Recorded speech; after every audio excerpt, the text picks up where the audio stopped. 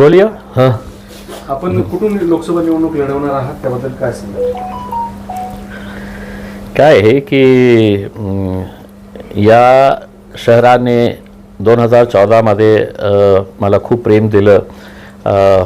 28 दिवसामध्ये मला आमदार केलं. मग जेव्हा लोकसभेची निवडणूक आली तर पूर्ण जिल्हा माझ्यासोबत उभे होता आणि 22 दिवसाच्या मेहनतीमध्ये आम्ही खासदार झालो.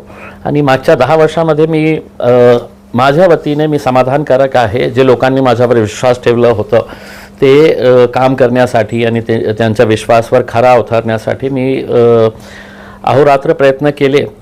मी असं नाही सांगतो की मतलब सगळं कामं संपलेले आहे. आता मी एक इच्छा जाहीर केली होती असदुद्दीन अवैसी साहेबांना की मुंबईसारख्या ठिकाणी जिथे जेव्हा मीरा रोडच्या दंगल घडली काही दिवसापूर्वी, तर त्यावेळी एक व्हिडिओ माझ्यासमोर आला होता की ज्या प्रकारे प्रशासन, पोलीस, सरकार मिळून गोरगरीब लोकांचे ते जे 20-20 वर्षापासून 30-30 वर्षापासून तिथे बसले होते, फक्त त्यांचा राजनैतिक वर्चस्व दाखवण्यासाठी त्यांनी ते बुलडोझरचा वापर केलं होतं.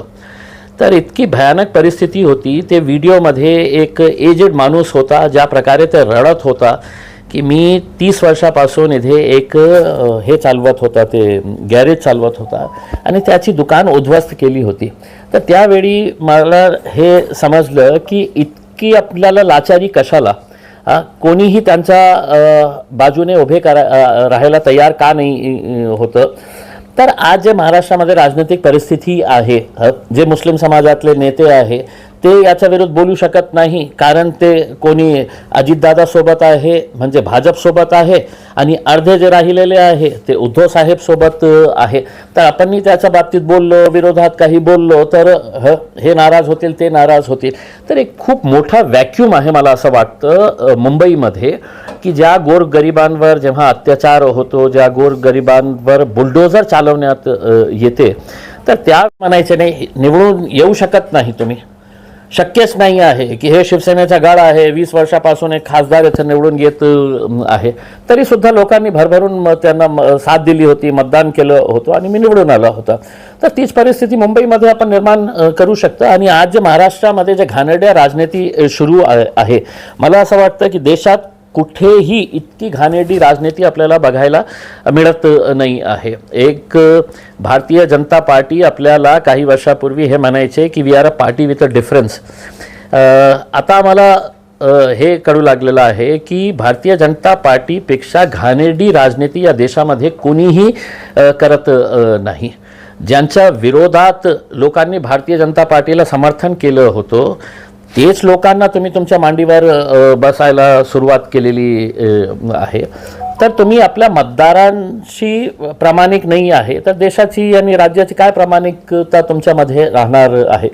तर आज जे नवीन समीकरण तयार होत आहे, आम्हाला असं वाटतं की MIMनी नवीन एरियाज जे आहे तेही शोधण्याची आवश्यकता आहे. जसं आम्ही लोकसभेच्या बाबतीत, नांदेडच्या बाबतीत आम्ही गांभीर्य नाही होतो आम्ही, पण जेव्हा अशोक चव्हाण तिथे गेलं तर एक बॅरन ग्राउंड तिथे तयार झालेला आहे. आम्ही निवडणूक का तिथे लढू शकत नाही, बीडसारख्या ठिकाणी का लढू शकत नाही, आम्ही मालेगाव, धुलिया जिथे आमचे 2 आमदार आहेत तिथे का लढू शकत नाही, आम्ही विदर्भामध्ये 1-2 सीट्स चांगले आहे. आणि मुंबईला का हे प्रस्थापित जे नेते आहेत, का एक खासदार ते मुस्लिम समाजाच्या निवडून आणण्यामध्ये ते विफल झालेले आहे, त्याचं कारण काय आहे? म्हणजे आम्ही तुमचं फक्त शतरंजी उचलायचं, कुर्सिया उचलायचं निवडून आणि हे प्रश्न मी थेट शरद पवार झाले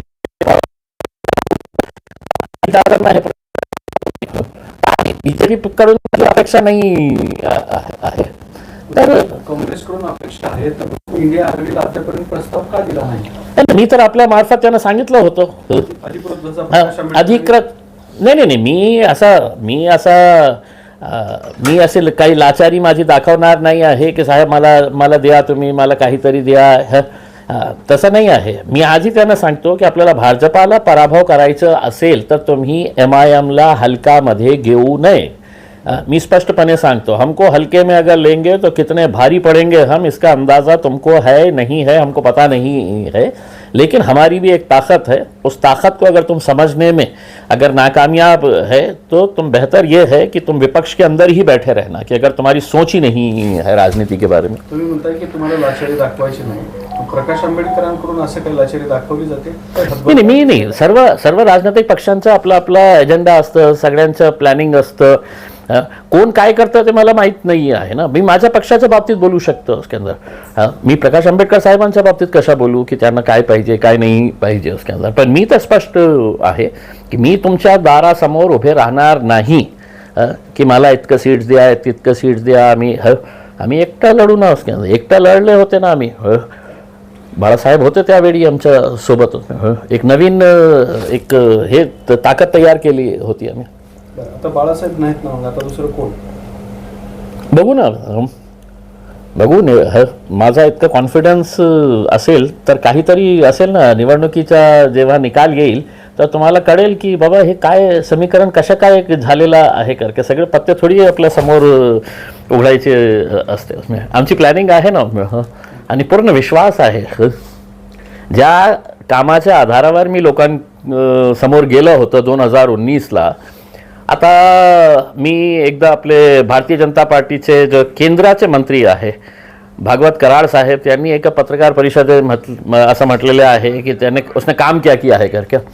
मी आपल्याला चॅलेंज करतो भागवत कराड साहेब, जगा तुम्ही ठरवा, वेळ तुम्ही ठरवा, दिवस तुम्ही ठरवा आणि या फक्त मीडियाच्या समोर तुम्ही बसा, मी बसतो आणि तुम्ही काय केले आणि मी काय केलं। आता हे चॅलेंज स्वीकारायला तुम्ही तयार असेल तर मी जसं सांगितलेलं आहे, वेळ जागा समय हे तुम्ही ठरवा आणि तुमच्यासोबत तुमचे 2 जे मंत्री आहे ना त्यांनाही घेऊन बसा। आजी माझा ओपन चॅलेंज आहे इसमें, आणि स्वीकारा कृपा करून, मी हात जोडून आपल्याला विनंती करतो, एकदा स्वीकारा तुम्ही हे चॅलेंज आणि मग मला विचारण्याची हिंमत दाखवा की तुम्ही काय केलेले आहे, मी या जिल्ह्यासाठी काय केलेलं आहे, मी महाराष्ट्रासाठी काय केलेलं आहे, हे सगळं लोकांना माहीत आहे आणि तुम्ही काय केलं आणि काय नाही केले एकदा होऊ जाऊ द्या। तर इंडिया आघाडीला अजूनही तुमचा प्रस्ताव जो मीडियाच्या माध्यमातून दिला होता तो कायम आहे का? आता त्याच्याबद्दल तुमचं मत काय? नाही, इंडिया आघाडीची परिस्थिती अशी आहे की मला असं वाटतं की येणाऱ्या 8-10 दिवसामध्ये इंडिया आघाडी राहते नाही राहते, म्हणजे जे लोकांनी ऑर्गनाईज केलं होतं इंडिया अलायन्सची मीटिंग महाराष्ट्रामध्ये होण्यासाठी, ते आज भाजपसोबत गेलेले आहे। आता किती आमदार पुन्हा बाहेर पडतील मला माहीत नाही आहे।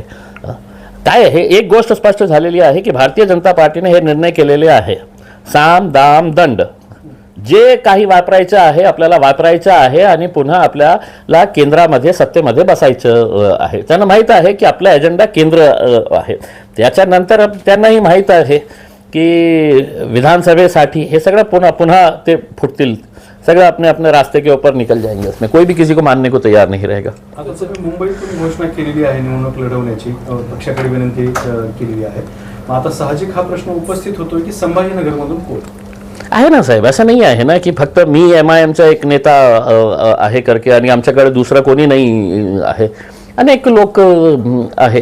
हे आम्ही असदुद्दीन अवैसी साहेबांवर सोडू आणि मी एक प्रस्ताव दिलेला आहे, याचा अर्थ हे नाही आहे की मी निर्णय घेतलेला आहे करके। निर्णय घेण्याचा अधिकार माझ्या पार्टीचे अध्यक्ष बॅरिस्टर असदुद्दीन अवैसी साहेब, त्यांनी मला उद्या सांगितलं की नाही तुम्ही इथून नाही नांदेडवरून तुम्हाला इलेक्शन लढायचं आहे तर मी नांदेडला जाणार आहे, पण माझी इच्छा होती कारण मी जे बेबसी पाहिलेली आहे ना, विशेषकर मुस्लिम समाजाची, ज्या मीरा रोडचा इन्सिडेंट जेव्हा झाला होता आणि ज्या प्रकारचे भारतीय जनता पार्टीचे आणि त्यांचे लगवे भगवे ज्या प्रकारचे भाषेचा वापर करत होतो, तर मला असं वाटलं की नहीं थे। देखिए बहुत सारे लोग ये सवाल कर रहे हैं कि इम्तियाज़ जलील बम्बई से क्यों लड़ना चाहते हैं करके। मैं आज आपको उसकी वजह बताना चाहता हूं कि कुछ दिन पहले मुंबई के मीरा रोड के अंदर एक मैटर हुआ और वहां पर सिर्फ गुंडा राज कैसा होता है किसी राज्य के अंदर, पुलिस का इस्तेमाल, प्रशासन का इस्तेमाल, सरकार का इस्तेमाल करते हुए वहाँ पर गौर गरीब लोगों के जो दुकानें तोड़ी गई, जो 20-20 साल से 30-30 साल से वहाँ पर छोटा छोटा कारोबार कर रहे थे। एक बुजुर्ग आदमी का वीडियो मैंने देखा था जो रोते हुए कह रहा था कि मेरी रोजी रोटी है तो इसी के ऊपर थी और मैं 30 साल से यहाँ पे एक छोटा सा गैरेज चला रहा था और उसी के आंखों के सामने उसकी वो रोजी रोटी का जरिया है तो बुलडोज़र के ज़रिए तोड़ा गया।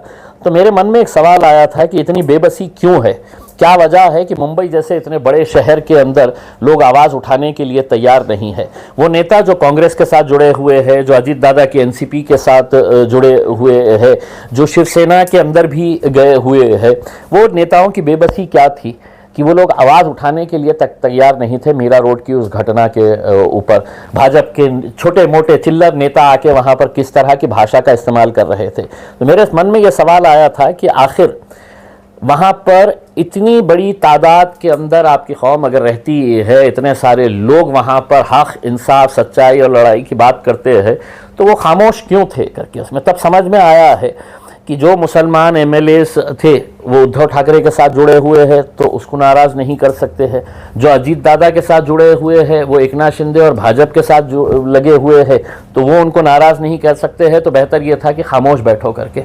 और वहाँ पर वो बेबसी देखने के बाद मुझे ऐसा लगा कि नहीं, बम्बई में जाना चाहिए और बम्बई के अंदर इन जितने भी मजलूम है, जितने भी परेशान लोग हैं, उनके लिए एक ताकत बनकर खड़े रहना है करके। इसका मतलब ये नहीं है कि मैंने फैसला लिया है, मैंने असद साहब को ये प्रस्ताव दिया हूँ कि साहब क्यों नहीं हम वहाँ पे अपनी किस्मत आजमा सकते हैं करके उसमें। क्योंकि जब हम औरंगाबाद में खड़े हुए थे तो औरंगाबाद में भी 2019 के अंदर कई सारे दिग्गज लोग थे, अरे कहाँ से आता, जीतता क्या, नहीं जीतता, कौन देता वोट, ऐसा यही भाषा करते थे उसमें। लेकिन अल्हम्दुलिल्लाह जीत के आए थे हम। आगे भी अगर हमारे किस्मत में रहेगा तो बिल्कुल वहाँ से भी किस्मत आजमाई जा सकती है।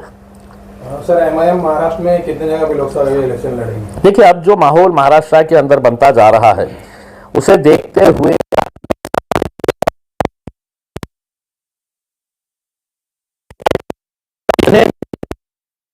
उड़िया पर कूदने वाले हैं, ये आप देख रहे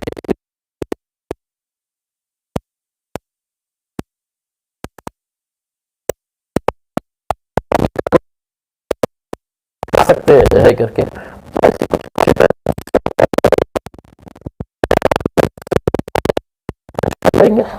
मुंबई का कौन सा मतदार संघ? देखिए, अभी मैंने कल के दिन मुंबई की पूरी टीम आई थी, उनके साथ चर्चा किए। अब उनके अंदर ये आपस में खींचमतानी चल रही है कि नहीं साहब ये कॉन्स्टिट्यूएंसी से लड़ना, कोई कहता है कि नहीं साहब मेरी कॉन्स्टिट्यूएंसी से लड़ना चाहिए करके उसमें। तो एक लोगों के अंदर एक इंटरेस्ट है, उनको भी मालूम है कि अगर वहाँ पर कोई मजलूमों की जो परेशान हाल है, जिनके ऊपर बुलडोज़र चलाया जा रहा है, उनके लिए अगर कोई आवाज़ उठा सकता है तो वो सिर्फ एमआईएम उठा सकती है। इस वजह से उनके अंदर भी एक नया जोश उमंग पैदा हुआ है। लेकिन ये सब इस बात के ऊपर निर्भर करेगा कि बैरिस्टर असदुद्दीन अवैसी साहब क्या फैसला लेते हैं। अगर वो कहेंगे कि नहीं, इम्तियाज़ औरंगाबाद से नहीं, तुमको नांदेड़ से लड़ना है, तुमको धुलिया से लड़ना है, मालेगांव से लड़ने का है, तो हम आ जाएंगे उसके अंदर। अगर उन्होंने कहा कि नहीं औरंगाबाद ही तुम्हारी ज़मीन है, यहीं से लड़ना है, तो औरंगाबाद से लड़ेंगे। बीजेपी की तरफ से 35 साल से सेक्युलर नेता पार्टी छोड़ के जा रहे हैं, क्या कहेंगे आप उसके बाद? देखिए, ये एक फैक्ट है कि बीजेपी अपने आप को पार्टी विद अ डिफरेंस कहती थी, लेकिन बीजेपी के जैसी घटिया राजनीति मेरे हिसाब से हिंदुस्तान में पिछले 75 सालों के अंदर किसी ने नहीं किया है कि साम दाम दंड हर चीज़ का इस्तेमाल करके हमको सत्ता में कैसा आने का है दोबारा। ये सब हथकंडे इसके लिए अपनाए जा रहे हैं। और जितने लीडर्स उनके साथ ज्वाइन हुए हैं, जितने लीडर्स, वो पूरे के पूरे कहीं ना कहीं भ्रष्टाचार के अंदर लिप्त है।